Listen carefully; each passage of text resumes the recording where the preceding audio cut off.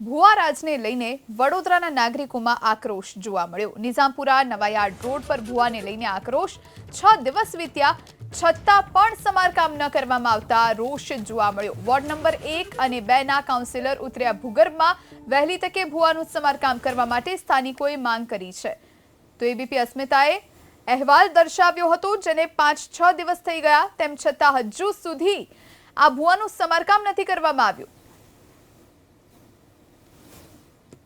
ભૂખી કાંસની બાજુમાં સ્મશાન છે।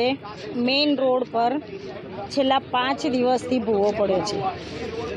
ભૂવો એટલા માટે પડ્યો કે જે તે સમયે આ લોકોએ પુરાણ કરીને ખાલી ઉપર રોડ બનાવી દીધો। જો આરસીસી કર્યું હોત તો આ ભૂવો ના પડે, અને આ ભૂવો પડ્યો એના આ 5 દિવસ થયા, હજુ સુધી આની કોઈ મરામતની કામગીરી હાથ પર ધરી નથી।